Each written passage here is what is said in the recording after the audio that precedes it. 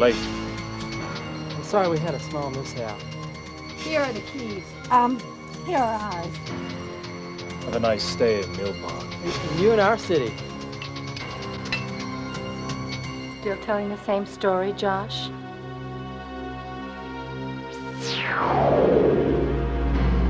Powers of evil are very strong here. I must leave.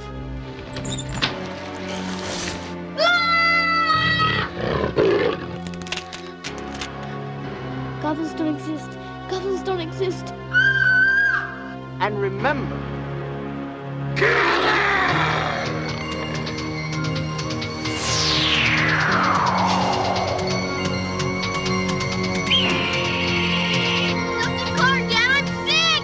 They're eating her! they're going to eat me.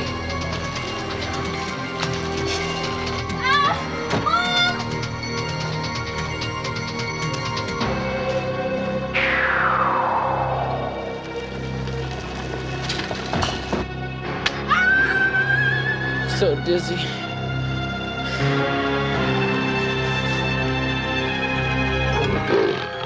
Kids with a sweet tooth like yours love ice cream. Delicious and purified.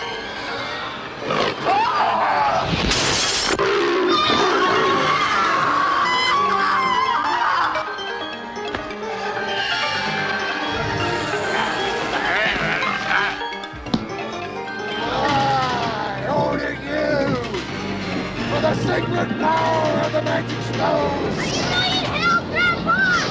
No!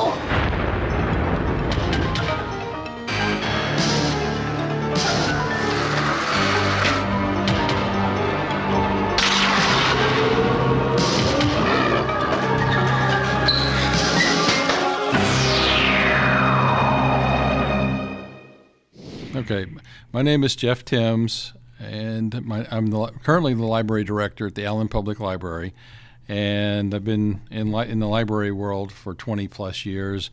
But years ago, I decided that I was really interested in movies and got interested in filmmaking, and I decided to actually leave the job that I was in at the time. Went to UTA, who had kind of like a film and video, not really a program per se, but they offered a lot of courses in filmmaking and doing sort of more I guess, kind of artistic type video rather than like RTF type stuff. And I mean, it was kind of a small program, but it was an opportunity to shoot stuff on like Super 8 and then eventually shoot stuff on 16 millimeter, and then had the opportunity to work on a low budget feature film that was shooting one summer in Fort Worth. It was being made by somebody who had come out of that program a few years before, and so in order to save money, he hired a lot of the current students or former students. And so there was really no degree per se. Those classes that were all being offered through the art department, and I got out of that program, and I kind of set my own curriculum for 2 years. And they had some film history courses. One was in the sociology department, one was in the history department. So I kind of just made up my own curriculum for 2 years. And during the time I was taking classes at UTA, during part of that time, I interned at the USA Film Festival. Through that, I kind of made a connection with somebody who actually left the film festival and went to work for Film Dallas. So I was doing location scouting for a Western that never got made. It was the Kevin Godley and Lal Cream who did a lot of the like early music videos, like for the Police and that kind of thing. And they had a script they had put together. It was based on the John Wesley Hardin story called Howling at the Moon. And so what they did is they hired me to go out to all these different train stations in North Dallas and North Texas, really, all these small towns. At one point, then they flew in from the two guys flew in from wherever they were, and the one that they were the most interested in was actually in Weatherford, and it had been converted into sort of a visitors center, but they were really only looking at using the exterior. The Film Dallas rented like a huge like Lincoln Town Car or something, and they didn't want to spend the money for somebody to drive the two guys out there, and so they hired me to do it. And so I'd never, it's like this driving this big land yacht and taking these two guys, and I was familiar with their music back during like the 10cc's days when they were in that band, and then the stuff they had done individually, and got to take them. Drive them all the way from Dallas out to Weatherford and back. One of the guys, once we got to the location, wanted to see what it was going to look like higher up. So he actually climbed up on top of this rented Lincoln Town Car and was like standing on the roof of the car. And so number one, I was concerned he was going to fall. And number two, that somewhere along the way, we were going to end up returning the rental car with all these dents and trying to explain what happened. But that was an interesting experience. But anyway, from that, eventually worked my way in, and I got to know, and I was also working on another project with the late Andy Anderson, who was a filmmaker in Arlington, and he was one of the instructors at UTA. It was kind of unusual because he had worked on it. He had put together a feature called Positive ID, and it was an interesting, kind of low budget feature, but it was an interesting movie. And because he sold it to a larger studio, they needed somebody to go through and log code numbers on the negative of the film. And so actually they had to set up with some rewinds at his house in Arlington. And so they paid me to come in for a few weeks and go in and just kind of log the numbers on the negative so they could figure out where they took, where in the negative they had taken the different scenes that were actually used. And then I got to kind of sit in on some of the mixing that was done, and that was at Las Colinas at the Communications Complex.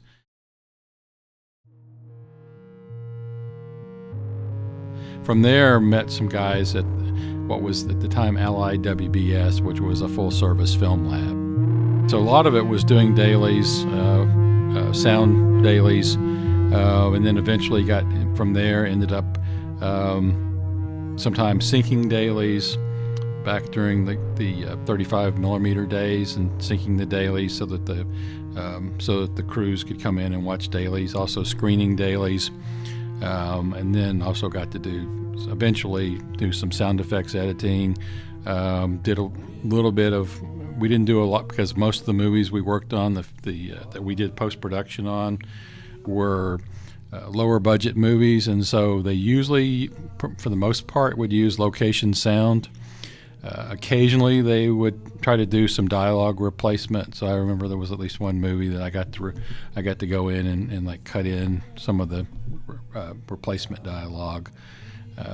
But a lot of it was like finding sound effects and kind of, and most of the people we were working with, most of the filmmakers, occasionally they would have somebody come in who had some familiarity with the concept of sound design, but most of that we were, the guys I was working with, there basically were kind of three of us for the most part, and we were kind of doing the sound design on the fly as we would go through, and once they had locked their picture, and we would go through and we would spot the reels, and we need there's a truck door slamming here, and then so you'd have like the hard effects that you could pull from a sound effects library, and then there were other things that would have to be recorded, and then also things like footsteps and clothing rustles and stuff like that, which then would be done in sync to the picture, and so the main guy I worked with was a guy named Byron Wilson, who's out in California now. In fact, he just did, I think the most recent thing he did was Blade Runner 2049. He was the dialogue supervisor, although a lot of the dialogue he edited himself because he's a very meticulous guy. But he was also involved in that movie in all of the different advertisements in the background that are all in different languages, and so he was responsible in recording all of that and kind of figuring out how that was all going to work together. So he was responsible, along with a freelance guy we hired, or a number of freelance people we hired, usually for doing like the Foley work, and we had some Foley boxes set up with different, one would have dirt in it, one would have gravel, one would have leaves, and so that somebody could like walk so we could record the footsteps, because usually the location sound for that kind of stuff would be no good.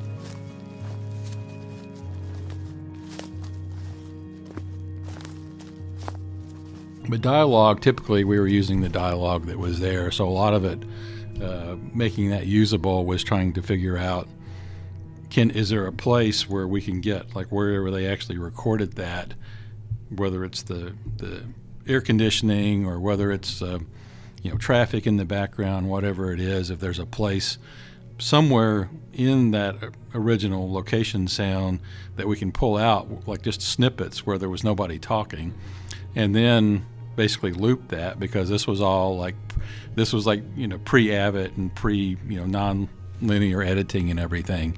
And so a lot of times we would have to actually make a physical loop of it on mag 35 millimeter mag stock, and then basically play that. Sometimes we would just play the loops during the mixing, and sometimes we would just record a lot of it if it was something that we knew we needed a lot of, and we would just record it and let it run and record like maybe 10 minutes of it or something. And then that's your room tone. Yeah. At that point. Okay. Yeah, so the idea was that would be kind of your baseline room tone, and because as you change perspectives, this person might, if it's like, if they're in a bar or something, and there's a lot of like a neon signs on the wall, and you get all that humming from those signs, then somebody, if they're right there by those signs behind the bar, you're picking up a lot of that, but then somebody else who's a little further away, you don't get that kind of sound, and so you're trying to even it out, basically. Because we were the company I worked for, because I was not freelance, I mean I was on staff, and so essentially it was a very interesting experience, because anybody could come in any day with something, and like we had one day this guy that nobody knew at the time came in, and he said, I've got this short animated film that my wife and I worked on in our kitchen at home, and he said, I've got I recorded the voices myself, I've got it, I've got like a little home recording setup, and I've recorded it to 1/4-inch audio tape, but I need to put it on something that I can edit and try to get like a finished film from it, get a print, and then transfer it to video.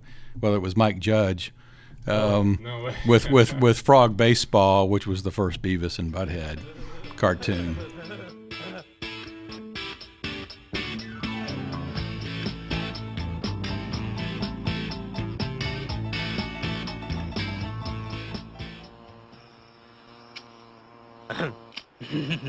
Light one in his butt.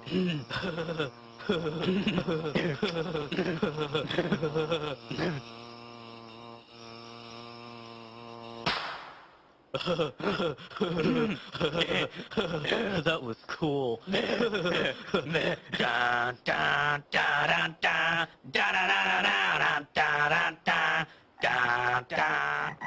a frog. Frog baseball! Get him! Strike one. Strike two. Strike three. Ah! Ball.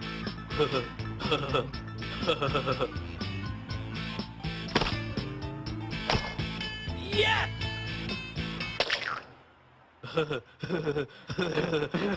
That was cool. Dun, dun, dun, dun, dun, dun, dun, dun, dun. Whoa, check it out, butthead. Mrs. Higgins' poodle. Dog baseball! Get him! And he just literally just walked in off the street. So there was so you never knew from one day to the next, like what was going to come up. A lot of the features that we were doing, we would do what was called front end work, again, which was basically the dailies, and the guys in the lab who worked during the night would process the film, and then they would print the work print that was being edited. So we did a lot of that for a lot of and sometimes there were people who were working in our building because we had edit suites, and sometimes there were people who were working elsewhere, and then we would have to ship them the dailies if they were down in, say, South Texas or Mexico or wherever. And then there were like these kind of lower budget movies that we would be kind of basically doing the whole thing, and maybe we did the front end work, and maybe they shot it somewhere else, and they used some other lab for their dailies, and then they were looking around for a place to do post-production. And so I was there like late 80s through the mid 90s, and so I would guess I probably worked on altogether everything that I did in whatever capacity, probably worked on probably about close to 50 features, most of which, you know, if you look at if I started naming them, you wouldn't recognize most of them. I mean, I did do some sound transfers for dailies for like for Oliver Stone's Talk Radio and Born on the 4th of July, but I mean, I didn't, you know, it wasn't like I had like any kind of creative role in those. I mean, it was basically just kind of work for hire.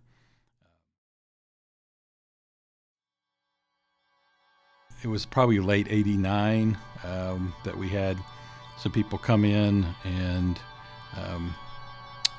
basically a group of people who were from Italy, and they had 2 movies that they had shot in Utah, and they were interested in doing post-production. And so we talked to them a little bit. Actually, the salespeople at the company where I worked had talked to them, and they were very interested in getting the best price they could, and so I think that was a big consideration for them.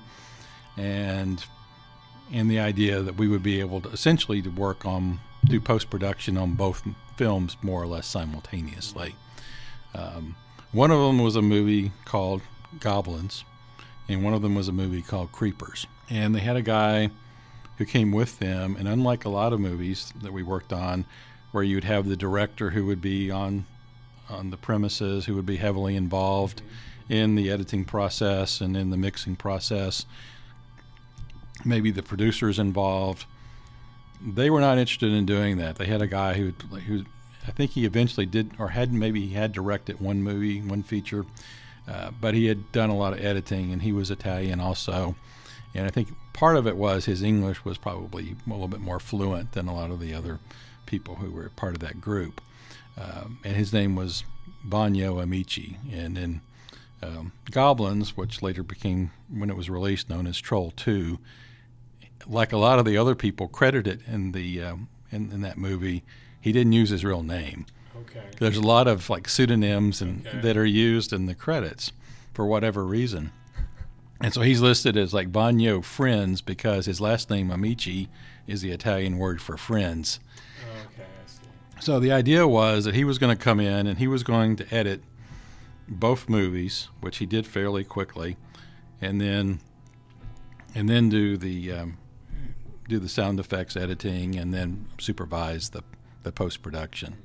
And they hired someone, basically an assistant editor, who had worked on some movies that had been done there, including Talk Radio and Born on the 4th of July and some other things. A Dolph Lundgren movie called I think it was eventually called Dark Angel, also known as I Come in Peace. And she was initially supposed to be the kind of his assistant editor, and then once they got the picture edited, they decided it would go a lot faster, and that she had enough proficiency and enough skills that she could sort of take over doing the sound effects editing and post-production supervision for Creepers, and then Bagno would concentrate on Goblins to try to make the process go a little bit faster. Creepers in some ways is even worse than Goblins, although it hasn't gotten the same kind of notoriety. You don't look like you're from around here. Been gone for a long time. God, last time I saw you were 60. Yeah. Do you have a boyfriend? No? Sounds like a yes to me. She shouldn't have done that. Half of these trees are dried out. Talk about your acid rain.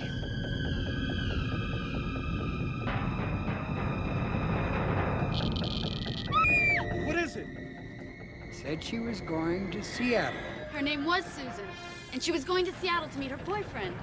You mean she died because of radioactivity? You know, we're going to have to keep this quiet. I heard you asking about some strange things that have been happening around here lately. I don't see nothing out there.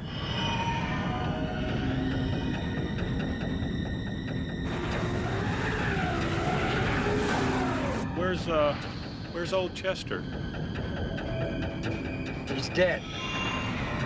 The subject is not cooperating. I don't want you to marry him anymore.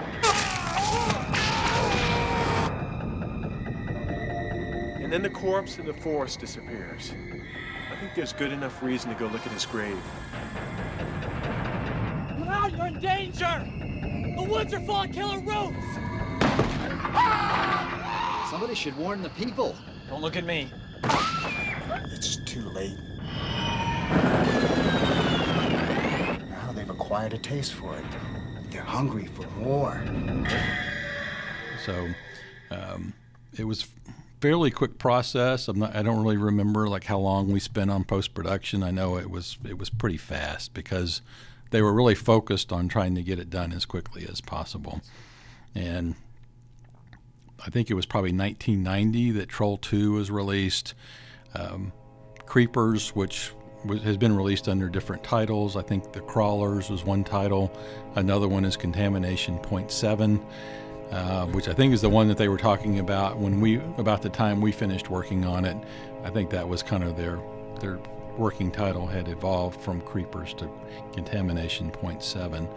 And it's also been confusingly also released as Troll3, even though it has nothing to do with Troll2. And it's like, but there's also another movie that was released as Troll3, which also has nothing to do with Troll2, and Troll2 has nothing to do with the first movie Troll. Very convoluted. Which they didn't seem to have any, they didn't seem to like, have any qualms about that. It's like, well, nobody's going to be confused if we say it's Troll2 if they saw the first movie, and then there's no trolls in the movie. There's goblins, right? And has so the movie's completely unrelated. But logic was not really what they were going for apparently. I was basically working on sound effects, and for Troll2 for goblins, a lot of what needed to be done on that movie was there was a lot of Foley involved because you have a lot of scenes like people walking through the woods and that kind of thing. There were sound effects. I mean, I think we recorded some sounds for the slurping sounds that you hear when the goblins are eating in the scenes in the movie.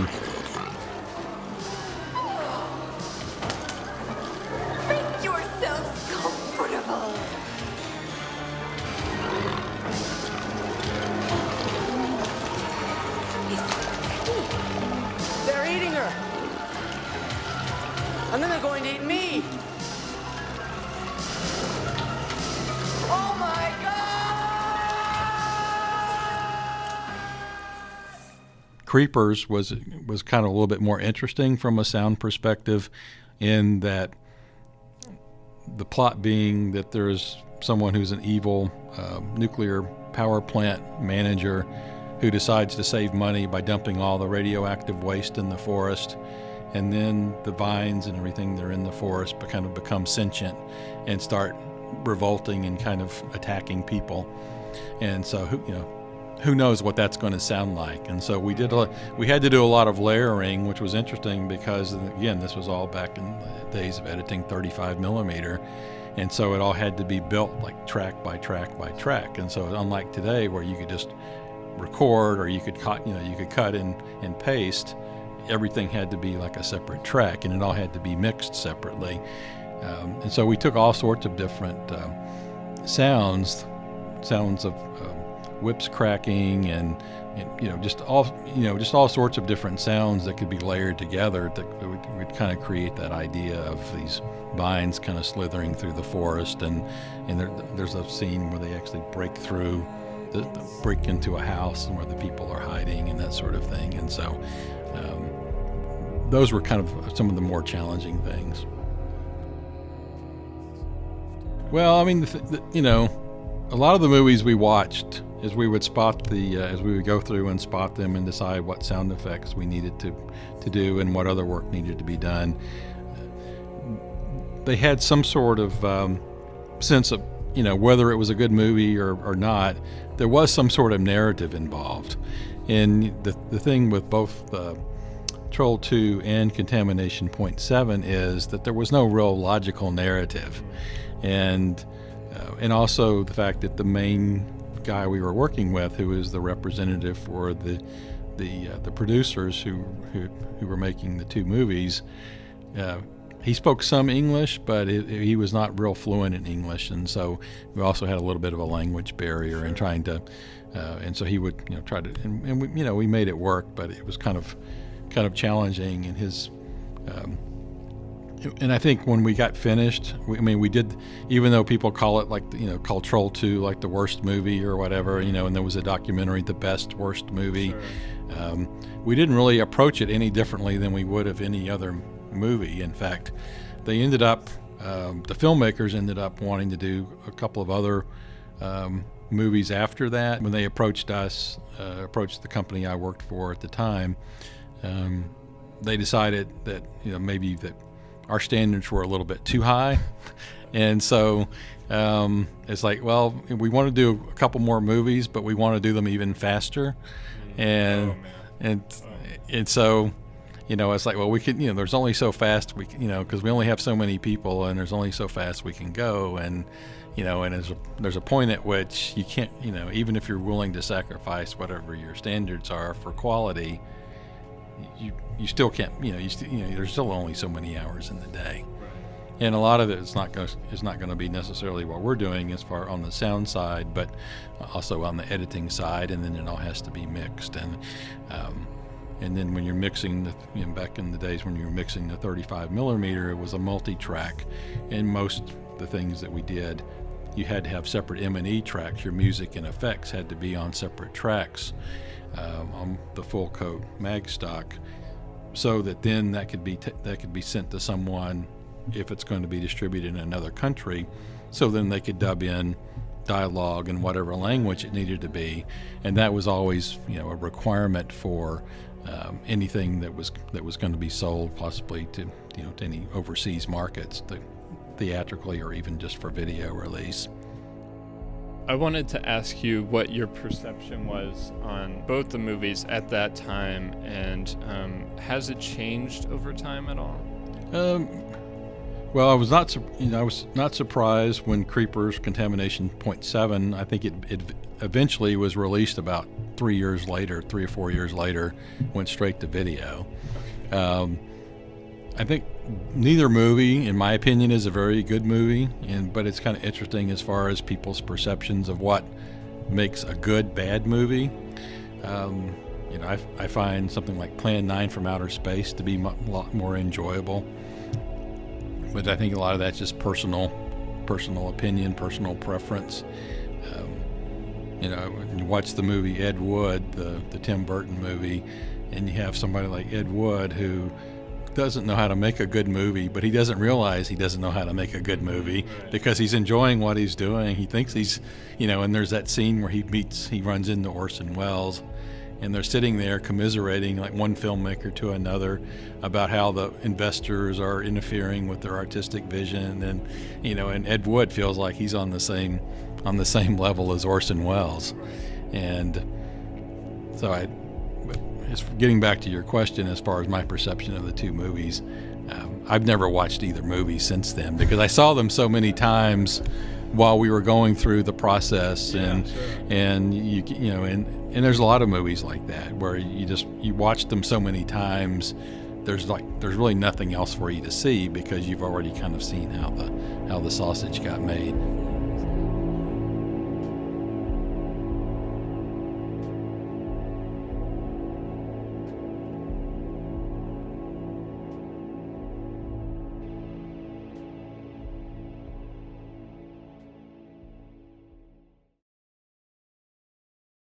Are you familiar with The Room at all? The movie The Room? I haven't seen it, no. Okay. So that one is known as like the worst movie ever. Not just like horror movie or anything like that, but the director was it was very much like a passion project. But from what you're telling me, it sounds like it was more of let's get this money as quickly as possible type of thing. Right, which is why it's interesting that they're not really more commercial films than they are.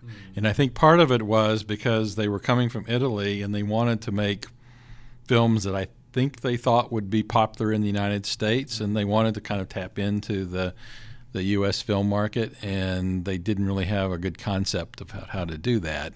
And then, and then finding out later, not at the time, but finding out after the fact that I think the director's wife had written the script for Goblins, and she had some sort of anti-vegan take that she was, our agenda that she was trying to include in the script, and that's why the Goblins are vegans, but that doesn't really translate into, like for like American moviegoers, there's really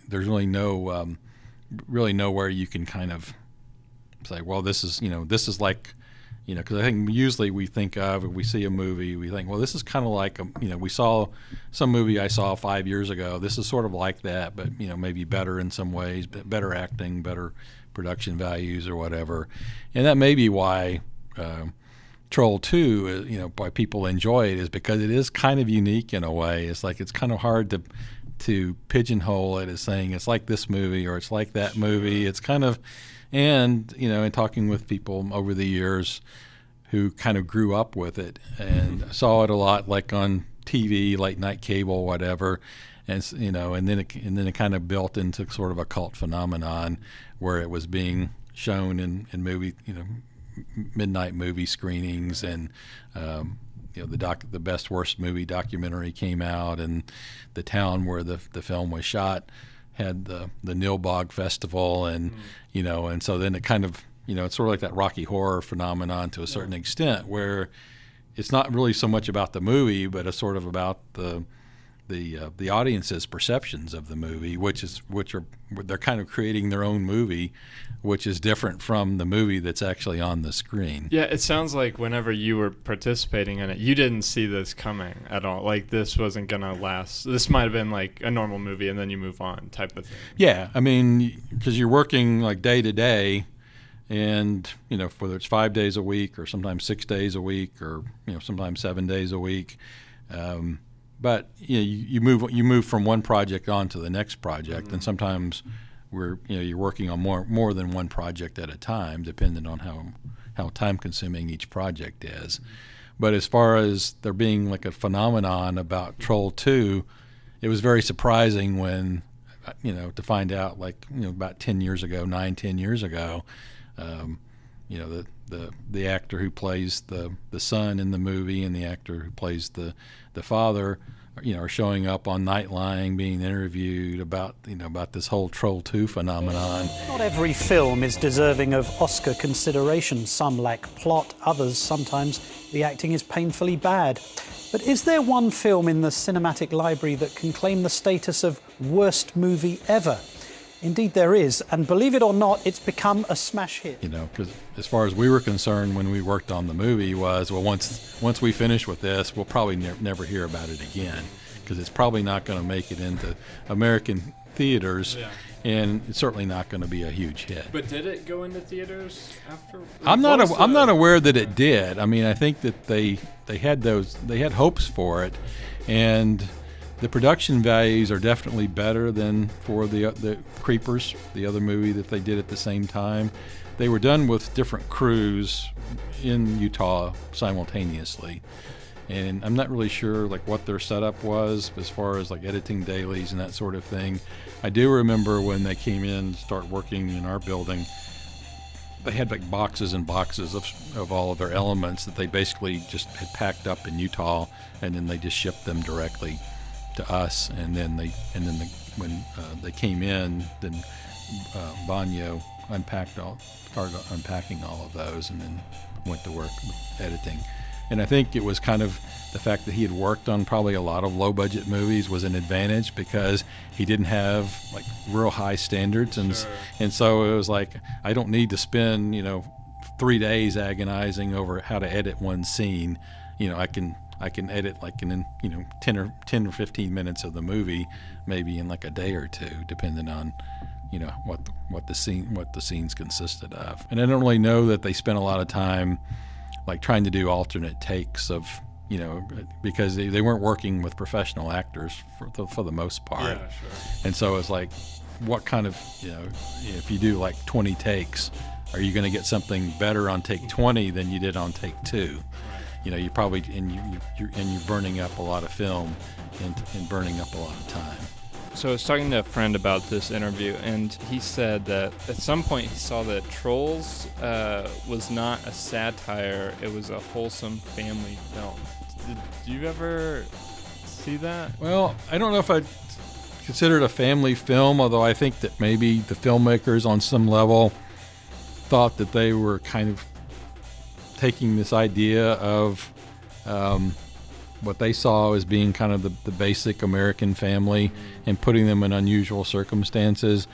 I've read after the fact the viewpoint that it was that the filmmakers in some way considered it to be sort of a satire, or I never got that from watching the movie or doing any work on it. I mean, it seemed to me that if it was intended to be satirical, that was kind of lost somewhere along the way, and that because it seems like almost an earnest kind of movie. It's like what you see is what you get, and that may be part of the appeal of it, because then again, it's that whole phenomenon of cult movies where people read a lot of things into it that aren't necessarily there, or they are there because it exists in the moviegoer's imagination.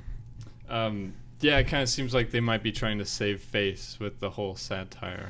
Yeah, well, when you watch the Best Worst Movie documentary, and they interviewed the director, and they interviewed Vanyo, and they interviewed the actors, and definitely the director, I think, wanted to have, and that's kind of where I got the idea that maybe it was supposed to be kind of a satire on American family life or something like that, but I don't know how much of that existed when he made the movie and how much of it was sort of after the fact. And because I think he said, I read a quote from him, something like, "I know more about American families than American families know about themselves," or something to that, something along those lines. And so but not having met him, or actually talking to him about what the movie was supposed to be about, it's kind of hard to say, because we were very much kind of disassociated, because normally you have the director on hand, or you have and you have a lot of times we'll have a producer or multiple producers on hand, and so there's lots of different voices, and for them to leave the guy who was considered to be the editor and the post-production supervisor basically just to finish the movie for them, a lot of that was just kind of his concept, or what based on what they were telling him to do or had told him to do. So it's hard to say like how much of because anytime you make a movie, it's very much a sort of at best sort of art by committee, and so it's hard to say how much of whatever they intended the movie to be, how much of that ended up in the final film. I guess you might not really consider this like a high watermark or anything like that, but did you ever put this like on a resume or anything? Well, I guess you've been here a while. You probably haven't had a resume, but do you tell people you're like, yeah, I was? Well, it's because everything I worked on is not in IMDb, but there's some things that are, and that was kind of interesting about working on movies like that, is sometimes the filmmakers would, just as a matter of course, give you a credit, and sometimes they wouldn't. Just, it was kind of up to them, and that was something that I did get a credit, I think, for sound transfers or something like that. And so that of the things that I've worked on, that's really the only movie. The Troll2 is really the only movie that people have come up to me and asked me, I heard you worked on Troll2, and that's the only thing that people have like wanted to interview me to talk about. Not that there weren't other movies that were kind of interesting in terms of like just problem solving and some of the things involved in the filmmaking aspect of it. But it wasn't, again, it was one of those things that when we finished it, both of those movies, I'm sure we went to work the next day, and it's like, oh, okay, what's the next thing we're going to work on? And which is just kind of the nature of the business, and also we didn't really think that either one of those movies was ever going to have any sort of commercial success. And I don't really know, even with being on cable or whatever video sales that Troll2 has had. I mean, how much? I'm not sure how much money it actually ever made. Mm-hmm. But of course, they didn't spend a lot of money making it. So, I mean, I'm sure that they probably have reached or surpassed their break even at some point. Yeah. The creepers are contamination 0.7. I don't know.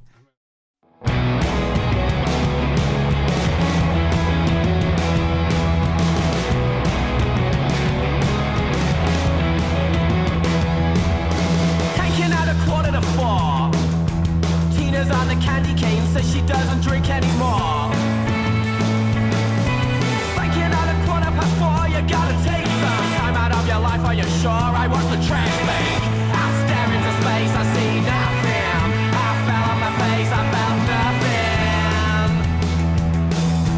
Time's the kind of thing we erase. Aaron's got red boots again, says he's gonna kick through the walls. Time's the kind of thing that we chase until we run. I watch the trash bank. I stare into space, I see nothing. I fell on my face, I felt nothing. I keep hearing voices calling my name. I keep hearing voices calling my name. Sproul is about 10 miles away, man. But Teddy's got a course around him, cause the stuff for beers on the way. Glycerin paste because she says it's low in calories like the taste. I watch the trash bank. I stare into space, I see nothing. I fell on my face, I felt nothing. I keep hearing voices calling my name. I keep hearing voices calling my name. I keep hearing voices calling my name. I keep hearing voices calling my name. As my luck come in, as it stops, the sound of crate of cigarettes to the north. There's a quiet man inside everyone. They sound a crate of cigarettes to the north. I keep hearing voices calling my name. I keep hearing voices calling my name. I keep hearing voices calling my name. I keep hearing voices calling my name. What's my name? I remember watching the first time that we watched Goblins, watched the work print, the edited work print, and there's the scene where the goblins are running through the forest and everything, and all that's, and I never have really gotten an answer because we asked and we didn't really get a clear answer then, and I'm still not sure. But that always felt to me like that was shot at a different time, maybe for a different movie. The lighting was different, the camera work was a little different, and the guys being chased through the woods by the goblins. I mean, they're wearing the same masks that they do throughout the movie, but that always seemed like that was maybe taken from somewhere else, and in order to kind of pad the movie out and make it a little bit longer, they took this from maybe another movie, and then in Troll2 they have it as the kind of a flashback scene where the grandfather is telling his grandson about, the goblins who lived in the forest. No, I would actually like to talk to somebody that thinks Troll2 is like their favorite movie or whatever, so they could tell me what they like about it. Because every time I've like watched clips from it on YouTube or whatever, I still, I guess the magic of it, if you will, still kind of eludes me as far as what people like about the movie.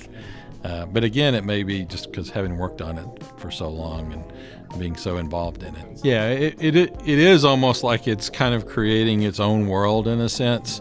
And it is kind of that almost the sense of aliens landing from another planet and making a movie about what they think Americans are like, or what they think movies should be. And I think because it was kind of filtered through a very different cultural perspective. But I also know that at least some of the people involved, like Vanya, who was the post-production supervisor, had worked at the big studio in Rome, and I'm not sure that he ever worked with Fellini, but he at one time mentioned he'd worked with Nino Rota, who was the composer who did the music for a lot of the Fellini films. So he definitely, whatever happened with his movie making experiences along the way, I mean, he'd been exposed, while he was growing up and getting into the film world, had been exposed, I'm sure, to a lot of great Italian movies, and with storytelling and everything. But maybe there's some kind of clue there, because a lot of the stuff in Fellini's movies don't necessarily make real logical narrative sense. And so I don't know, maybe it's that kind of idea that we're telling a story on the one hand, but the story doesn't have to go like a straight linear narrative. So what was your favorite movie that you worked on? Obviously it wasn't Troll. This was like No. a daily thing. Oh, actually it was a movie that's pretty unknown.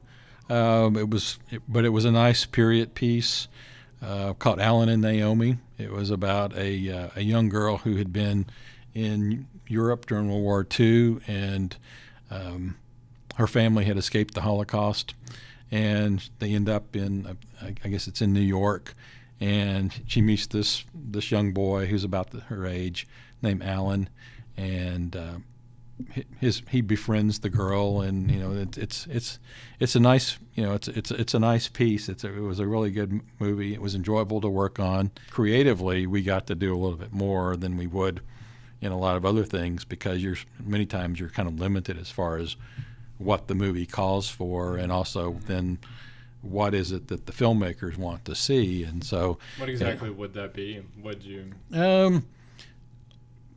one of the things that I remember we talked about was that because the girl has been mostly just staying in her family's apartment all the time, and so because she's been traumatized, and so she eventually gets to leave her apartment and go outside. And on the one hand, kind of overwhelmed by all the traffic sounds and by all the people walking up and down the street. But the filmmaker said, I want this to be, I wanted to be very vibrant in terms of the amount of, where it's a stark contrast to her reality before she goes outside. And then the idea that she's sort of overwhelmed by the whole experience. And so it was just kind of interesting scene to get to work on, as far as being able to put a lot of things into it and make it very rich and plush as far as the sound design. People are strange when you're a stranger. Faces look ugly when you're alone. Women seem wicked when you're unwanted. Streets are uneven.